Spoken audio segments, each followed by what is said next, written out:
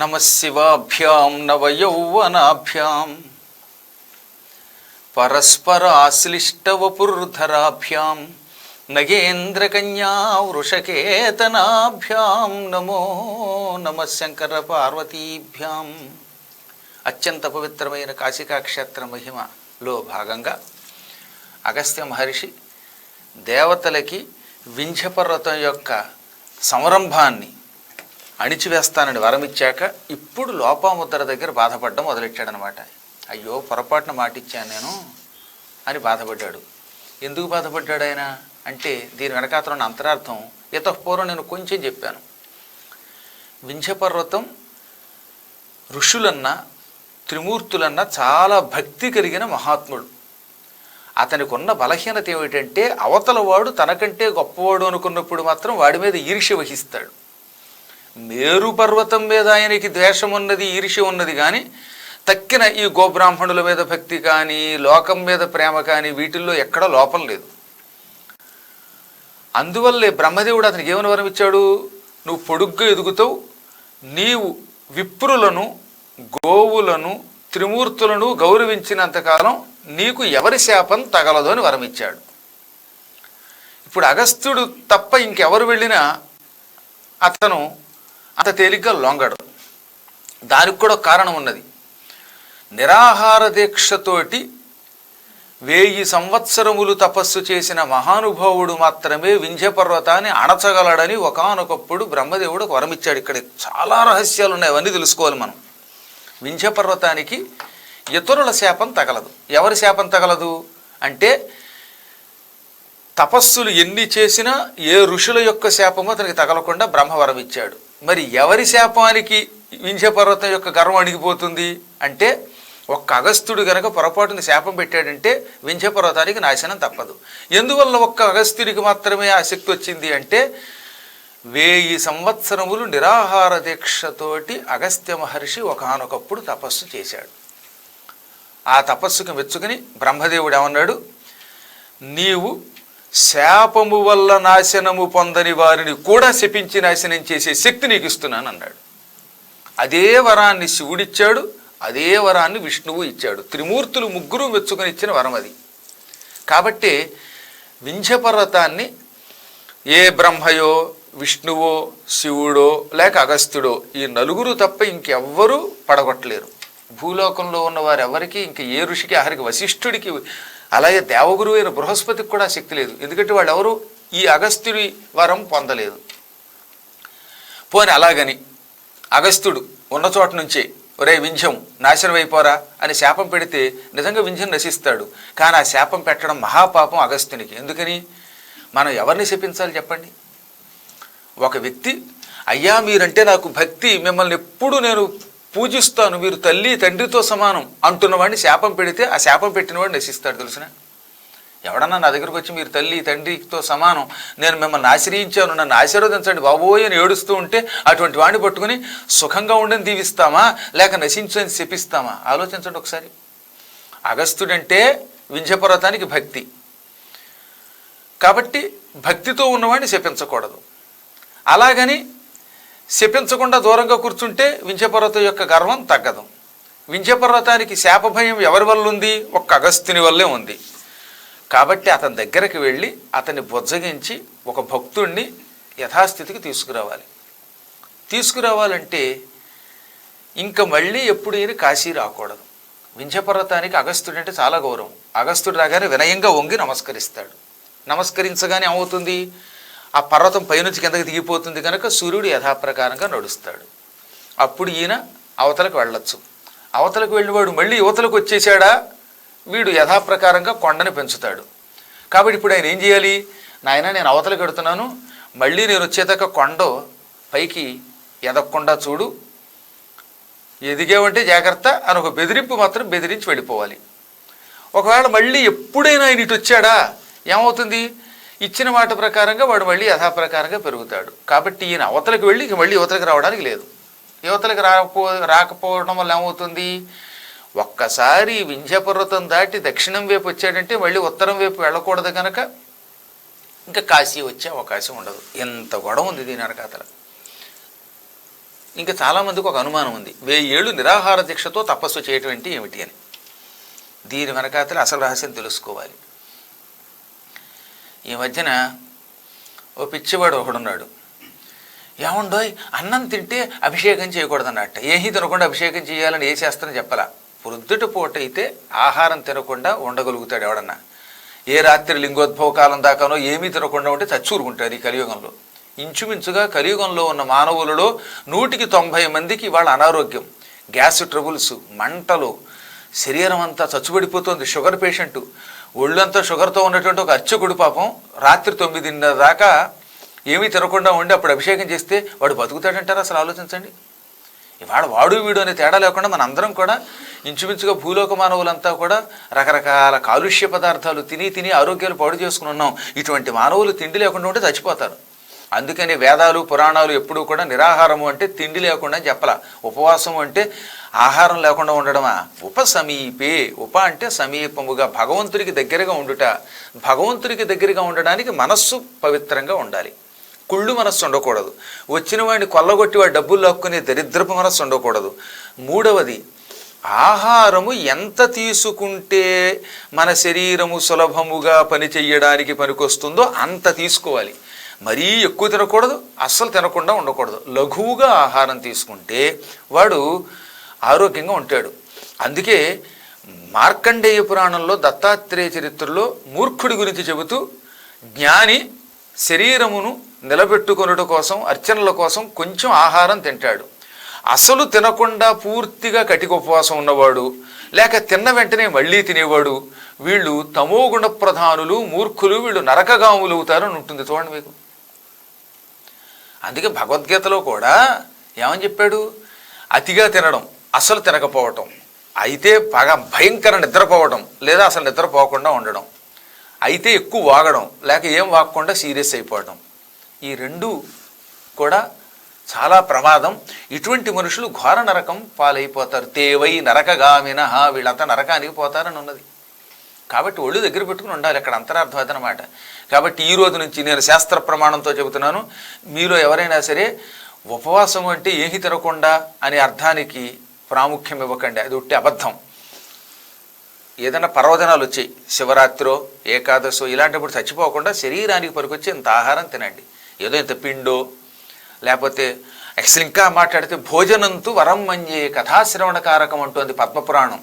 అసలు అన్నం ఎంతో కొంత పడకపోతే నీ శరీరం పాడైపోతుంది అనుకుంటే కొంచెం అన్నం తిని అప్పుడు చేయమంది. భోజనంతు వరం మన్యే, ఏకంగా భాగవత మహిమలో పద్మపురాణంలో వ్యాసులు వారు చెప్పారు ఇది. కాకపోతే ఎక్కువ తినకూడదు, కొంచెం సేకరించు. ఏదో ఒకటి తినకుండా రాత్రి దాకా ఉపవాసం ఉండి అభిషేకం ఏం చేయక్కర్లా. శ్రీచక్రాభిషేకం చేయాలట. సాయంకాలం పూర్ణిమ నాడు ఏమీ తినకుండా ఎలా తింటారు, మీరంతా పాపాత్ములు, మీరు చస్తారు అని మధ్యన ఒకడెవడో శపించాట. ఇక అక్కడి నుంచి ఈ జనమంతా పాపం నా దగ్గరకు వచ్చి, ఈ వీడెవడండి బాబు, రోజు ఈ శాపనార్థాలు ఏమిటండి అంటే, ఆ శాపం ఎవడన్నా అలా మీలాంటి వాడికి పెడితే భక్తులకి ఆ శాపానికి వాడే గురి నశించిపోతాడు, దాని గురించి పట్టించుకోకండి అన్నాడు. కాబట్టి ప్రజల్ని చంపేసే ఏ పద్ధతి కూడా మన శాస్త్రాల్లో లేదు. ఆఖరికి పరమూర్ఖులు కూడా సూర్యోదయం నుంచి సూర్యాస్తమయం వరకే ఉపవాసం ఉంటారు. పొద్దున్నే తినేస్తారు, మళ్ళీ రాత్రి తింటారు. ఓ దరిద్రపు జాతి వాళ్ళు. కాబట్టి అవి కూడా దృష్టిలో పెట్టుకోండి, అజ్ఞానంలో పడకూడదు. ఇంతకీ నేను ఈ అగస్త్యుడి గొప్పతనం చెబుతూ ఆయన 1000 ఏళ్ళు నిరాహార దీక్షతో తపస్సు చేశాడని చెప్పానే, ఆ తపస్సుకు మెచ్చుకుని బ్రహ్మ వరం ఇచ్చాడని చెప్పానే, దాని వెనకాతలు ఉన్న కథ ఇప్పుడు తెలిస్తే అప్పుడు అర్థమవుతుంది మీకు. అగస్త్య మహర్షి గంగా నది యొక్క అవతల, అంటే ఇప్పుడు మనం వ్యాసకాశి అంటున్నామే, ఆ వ్యాసకాశీ ప్రాంతంలో తపస్సు చేశాడు ఒకప్పుడు. గంగానదికి యువతల అంటే కాశీలో వశిష్ఠుడు తపస్సు చేశాడు. కొంతకాలం పాటు, ఒక 1000 ఏళ్ల పాటు వశిష్ఠుడు అరుంధతితో పాటు కాశీలో మకాం పెట్టి శివుణ్ణి రోజు భక్తితో పూజించి ఆయన తపస్సు చేసుకునేవాడు. వ్యాసకాశి అంటే కాశీకి అవతల వైపు, గంగానది యొక్క ఉత్తరం వైపు మాత్రమేమో మహానుభావుడు పరమ పూజ్యుడు అగస్త్యుడు. అప్పటికి ఆయనకి ఇంకా పెళ్లి కూడా కాలేదు, లోపాముద్ర ఆయనకి భార్యగా రాలేదు. నిరాహార దీక్షతో ఆయన తపస్సు చేసేవాడు. ఆయన 1000 ఏళ్ళు, ఈయన 1000 ఏళ్ళు, ఇద్దరు కూడా తపస్సు చేశారు. అరుంధతి మహాత్మురాలు, ఇంకా మనందరికీ ఆవిడే గొప్ప తల్లి అనమాట. కొంతమంది అటువంటి ఋషిపత్నులు ఉన్నారండి బాబు. అనసూయ, అరుంధతి, లోపాముద్ర, సుమతి అంటే చవన మహర్షి భార్య, ఇలాంటి తల్లులు ఈ భూమండలాన్ని ఉద్ధరించారు వాళ్ళంతా. అరుంధతి అగస్త్యుడిని చూసింది. ఏమండి చూసారా ఆ మహానుభావుణ్ణి? మాకు సోదరుడు, మీకు వరుసకి బావగారు, పరమపూజ్యుడు, కఠిన దీక్షతో నిరాహార దీక్షతో తపస్సు చేస్తున్నాడు. నేను రోజు ఆ పుణ్యాత్ముడికి అంత అన్నం పెట్టనా అంది. భర్తను అడగకుండా భార్య ఎప్పుడు ఏ పని చేయకూడదు. అందుకని అన్నం పెట్టనా అంటే, అదేమిటి ఎంత మంచి మాట అన్నావు, ఆ మహానుభావుడికి ఎంత అన్నం పెట్టడం అంటే శివుడికి అన్నం పెట్టడంతో సమానం. శివుడు సాక్షాత్తు ఆ అగస్త్యుడి రూపంలో ఉన్నాడు. నిత్యం విభూతి పూసుకుని మారేడాకులతో శివుణ్ణి పూజించే ఆ అగస్త్య మహర్షి పరమపుణ్యాత్ముడు.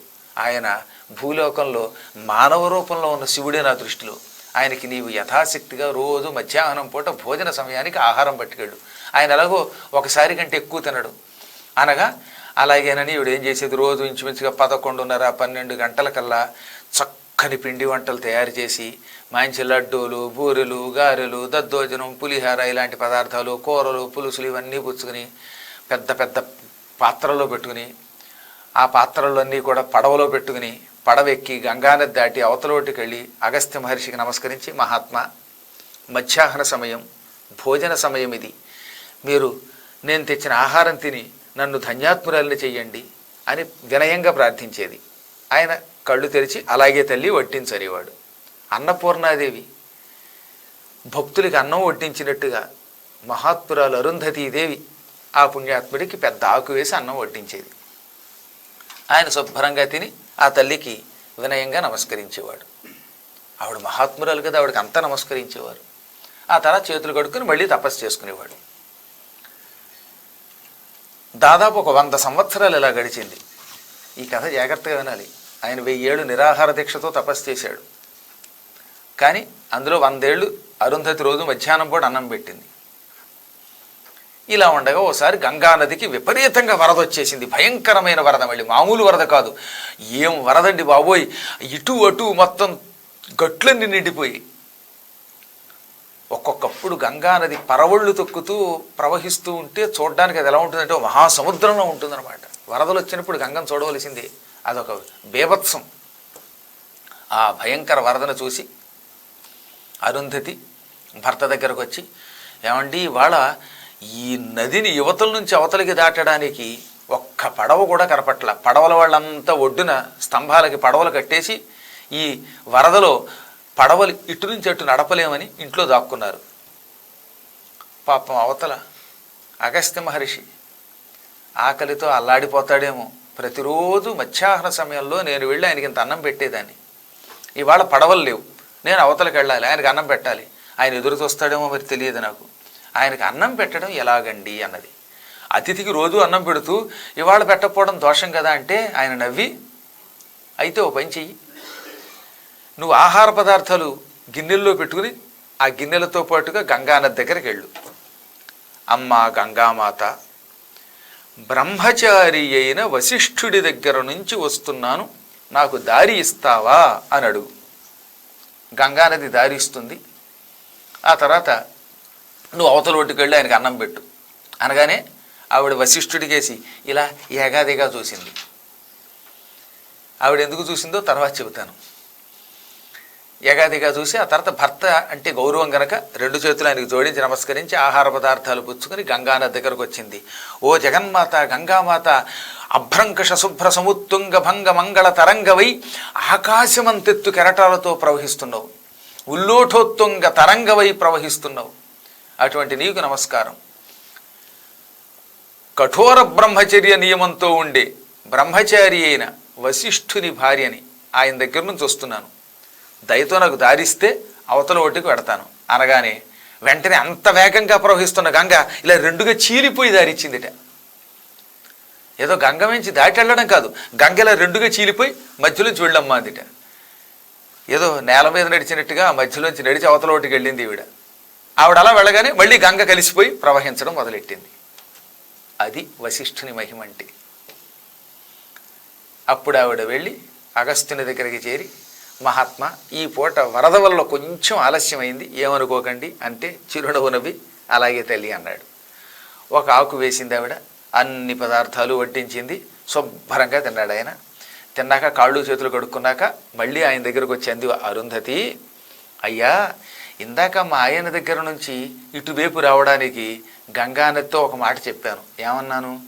బ్రహ్మచారి అయిన వశిష్ఠుని దగ్గర నుంచి వస్తున్నాను గంగా దారి అనగానే గంగా నది రెండుగా చీలి నాకు దారిచ్చింది, యువతలకు వచ్చాను. ఇప్పుడు మళ్ళీ అవతలకు వెళ్ళాలి, అవతలకి ఎలా వెళ్ళనండి అంది. అప్పుడు ఆయన చిరునవ్వు నవ్వి, నిరాహార దీక్షతో ఉన్న అగస్త్యుని దగ్గర నుంచి వస్తున్నాను గంగా అను, ఆవిడ దారిస్తుంది అన్నట్టు. అనగానే ఆవిడ మళ్ళీ అగస్త్యునికే సెగాదిగా చూసింది. అలాగేనండి అన్నది. గంగ దగ్గరకు వచ్చింది. నిరాహార దీక్షతో 1000 ఏళ్ళు తపస్సు చేస్తున్న అగస్త్య మహర్షి దగ్గర నుంచి వస్తున్నానమ్మా గంగా, నాకు దారిస్తావా అనగానే మళ్ళీ గంగ రెండుగా చీలి దారిచ్చింది. ఆవిడ ఉతలకు వచ్చేసింది. అరుంధతి ఉతలకి రాగానే మళ్ళీ గంగా నది ప్రవహించడం మొదలెట్టింది. అప్పుడు అరుంధతి భర్త దగ్గరకు వచ్చి, ఏమండి, స్త్రీని, మీ భార్యని నాకు చిన్న అనుమానం వస్తుంది, ఆ అనుమానం తీరుస్తారా అంది. ఆయనకి తెలుసు కానీ ఆయన నవ్వుతూ, నీ అనుమానం ఏమిటో నిస్సంకోచంగా అడుగు అన్నట్టు. మీకు నేను భార్యని, నా వల్ల మీకు 100 మంది కొడుకులు పుట్టారు, శక్తి మొదలుకొని 100 కొడుకులు. భార్య కలిగి ఉండి 100 పుత్రుల్ని కన్నా మీరు బ్రహ్మచార్యా? బ్రహ్మచారి దగ్గర నుంచి వస్తున్నాను అని మీరు చెప్పమనగానే, మీరు చెప్పిన మాట చెప్పగానే మీ మాటని నమ్మి గంగ రెండుగా చీలి దారిచ్చింది.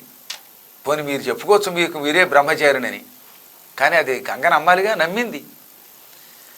అవతల ఒడ్డుకు వెళ్ళాను, ఆవిడ దారివ్వగా అవతల ఒడ్డుకు వెళ్ళాక పేకదాకా అగస్త్యుడికి భోజనం పెట్టాను. ఆయన శుభ్రంగా తిన్నాడు, అన్నీ కూడా మొహమాట లేకుండా. తిన్నాక ఆయన ఏమన్నాడు, నిరాహారి అయిన అగస్త్యుని దగ్గర నుంచి వస్తున్నానని గంగకి చెప్పు, ఆవిడ దారిస్తుంది అన్నాడు. అలాగే అని నేను గంగ దగ్గరకు వచ్చి, అమ్మా గంగామాత, నిరాహార దీక్షతో ఉన్న 1000 ఏళ్ళు తపస్సు చేస్తున్న అగస్త్యుని దగ్గర నుంచి వచ్చానని చెప్పగానే మళ్ళీ గంగ రెండుగా చీలి దారిచ్చింది. ఇక్కడ నాకు అనుమానం అన్నమాట. భార్య 100 పిల్లలు ఉన్నటువంటి మీరు బ్రహ్మచార్యాలు అయ్యారు. నా దృష్టిలో బ్రహ్మచారి అంటే పెళ్లి చేసుకోనివాడు అనుకుంటున్నాను. ఇంకా నిరాహారి అంటే ఏమిటి? ఏమీ తినకుండా ఉపవాసం ఉంటే ఏమి కటిక దీక్షతో ఉండాలి, మంచినీళ్ళు కూడా తాగకూడదు. అటువంటిది ఆయన రోజు నేను పెట్టిన భోజనం చేస్తున్నాడు. ఆయన ఏమిటి నిరాహారి ఏమిటి, మీరేమిటి బ్రహ్మచారి ఏమిటి అంది ఆవిడ. ఆవిడకి ఏం తెలియక కష్టమండి, మన కోసం ఆవిడ అడిగింది. అప్పుడు ఆయన నవ్వి, తన భార్యని తప్ప పరస్త్రీని పొరపాటున కూడా కాముక దృష్టితో చూడకుండా ఉండేవాడు బ్రహ్మచారి. బ్రహ్మచారి అంటే అదనమాట, బ్రహ్మమునందు హృదయము లగ్నము చేసి చరించేవాడు. కేవలం భార్యని మాత్రమే భార్యగా గౌరవిస్తాడు. తక్కిన స్త్రీలు ఎవరు కనపడినా ఆయన దృష్టిలో తల్లులు వాళ్ళు. తర్వాత భార్యని కూడా సంతాన ప్రాప్తి కోసం మాత్రమే తప్ప కాముక దృష్టితో చూడకుండా ఉండేవాడు. కేవలం సంతానం పొందాలి, ఆ సంతానం పొందేటప్పుడే భార్యా సంగమం. ఉత్తప్పుడు భార్యను కూడా అమ్మవారి కింద చూస్తే అటువంటి జ్ఞానికి బ్రహ్మచారి అని పేరు. నేను ఎప్పుడు నిన్ను కామదృష్టితో చూడను, ఒక్క సంతాన ప్రాప్తి కోసం ఋతుకాలంలో మాత్రమే నీతో సంగమం చేస్తాను. తక్కిన వేళలో నువ్వు కూడా నాకు అమ్మవారితో సమానం. తక్కిన వేళలో నేను నిష్కాముణ్ణి, అన్నిటికీ అతీతంగా ఇంద్రియాలను అదుపులో పెట్టి ఉంచుతాను. అందుకే నన్ను బ్రహ్మచారి అన్నారు. 1000 మంది పిల్లలున్నా 1,00,000 మంది పిల్లలున్నా భార్యని ఒక్క కామ సంగమ సమయంలో తప్ప తక్కిన వేళల్లో భార్యగా కాకుండా అమ్మవారిగా చూస్తూ పరస్త్రీలు ఎవరు కనపడినా వాడిని మాతృమూర్తులుగా భావించే వాళ్ళంతా బ్రహ్మచారులే. నేనంత నియమంతో ఉన్నానో లేదో గంగ నమ్మింది కాబట్టి ఆవిడికి తెలుసు కనుక నా మాట నమ్మి నీకు దారిచ్చింది. ఇంకా నిరాహారం అంటే ఏమిటి? ఆహారం తినడు అని కాస్తుమా, తిండి తినకపోతే చస్తాడు ఈ భూమి మీద ఉన్నవాడు ఎవడన్నా సరే. నిరాహారి అంటే తన ఎంత తాను ఎవరైనా ఆహారం ఇచ్చినప్పుడు మాత్రమే సేకరిస్తూ, ఆహారం రానప్పుడు దాని మీద కోరిక లేకుండా ఉండేవాడిని నిరాహారి అంటారు. ఇప్పుడు అగస్త్యుడు ఉన్నాడు, నిన్నెప్పుడన్నా అన్నం తెమ్మని అడిగాడా? అమ్మా అరుంధతి, ఇవాళ పులిహార చేసావు, రేపు వచ్చేటప్పుడు దద్దోజనం చే, ఎల్లుండికి అట్టు పొంగలితే, అవతలెల్లుండి ఇంకోటితే అని ఎప్పుడన్నా నిన్ను కోరికలు కోరాడా? నీ అంతట నీవు కావాలని ఆయన మీద అభిమానంతో అన్నం పట్టుకెడితే తిన్నాడు ఆయన. ఎవరైనా ఆహారం ఇచ్చినప్పుడు సేకరించి, అంటే లభ్యమైనప్పుడు దొరికినప్పుడు మాత్రమే ఆహారం స్వీకరిస్తూ, దొరకనప్పుడు ఆహారం గురించి పట్టించుకోకుండా ఉండేవాడు నిరాహారి.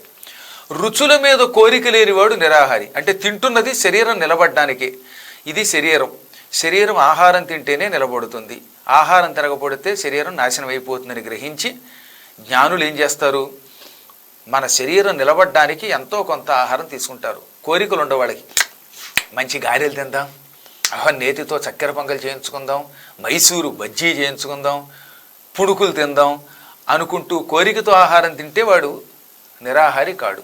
ఏ కోరిక లేకుండా ఇది మానవ శరీరం, ఈ శరీరం నిలబడడానికి ఆహారం అవసరం అని కేవలం శరీరము నిలబడడం కోసమే ఆహారం తింటూ రుచుల మీద వ్యామోహం లేకుండా ఉంటూ ఆహారం దొరికినప్పుడు మాత్రమే స్వీకరిస్తూ, దొరకకపోతే అన్నం రాలేదో ఈరోజు 12ంటికి అరుంధతి తెచ్చేది ఈ పూట తేలేదు అంటూ ఆ అరుంధతి కోసం ఎదురు చూడకుండా ఉంటే అటువంటి వాడు నిరాహారి. అగస్త్యునికి ఏ వస్తువు మీద కోరిక లేదు, తెస్తే కాదండు కానీ అడగడు. వాళ్ళని నిష్కాములు అంటారట. అడగకూడదు, ఎవరైనా ఇస్తే కాదనకూడదు. అటువంటి మహాత్ములు ఎప్పుడూ కూడా నిష్కాములు. అలాగే ఆయనకి ఏ వస్తువు వ్యామోహం లేదు. నీ అంతటి నీవే ఆయన కోసం ఆహారం పట్టుకెళ్ళావు, ఒక్కనాడు ఆయన ఆహారం కోసం ఎదురు చూడలేదు. ఆహారం నువ్వు తెచ్చి ఏమండి తినండి అంటే తింటాడు, లేకపోతే అలా నమశివాయ అని జపం చేస్తాడు. వీళ్ళు నిరాహారులంటే. అంతేగాని ఏమండా నేను పొద్దునుంచి సాయంకాలం దాకా ఏమీ తింటల్లా, ఉపవాసం ఉపవాసం అని 100 సార్లు డప్పా వేసు కూర్చుంటే వాడు ఉపవాసగాడు, వాడు ఉట్టి మోసగాడని శాస్త్రం చెబుతున్నది. నేను ఏమి తిన్నండి, పొద్దున్న సాయంకాలం దాకా ఉపవాసం ఉండి అభిషేకం చేస్తానండి అని డప్పాలు కొట్టేవాడు ఉట్టి మోసగట్ట, పాపిష్టి అట్ట, వాడేం ఉపవాసం కాదుట. కాబట్టి ఇతరులకు డప్పా వేసి చెప్పకూడదట ఉపవాసం దగ్గరికి. ఇది నేను చెప్పేది పురాణ గాథ. పైగా దొరికితే తినడం, లేకపోతే మాట్లాడు కూరుకోవటం. మనం ఏం చేస్తున్నామో రెండో గంటి వాడికి తెలియకుండా నియమనిష్టలతో ఉంటే వాడు జ్ఞాని అంటే. ఇప్పుడు అర్థమైందా నిరాహారి అంటే ఏమిటో అన్నాడు అరుంధతితో వశిష్ఠుడు. అప్పుడు అరుంధతికి విషయం అర్థమైంది. అబ్బా, దీని వెనకాతలు ఇంత అంతరార్థం ఉన్నదా, ఇది తెలియక మానవులు మోహంలో పడిపోతున్నారు అన్నదామె. తక్కిన కథా విశేషాలతో రాబోయే భాగంలో కలుసుకుందాం. అంతవరకు మంగళం మహత్.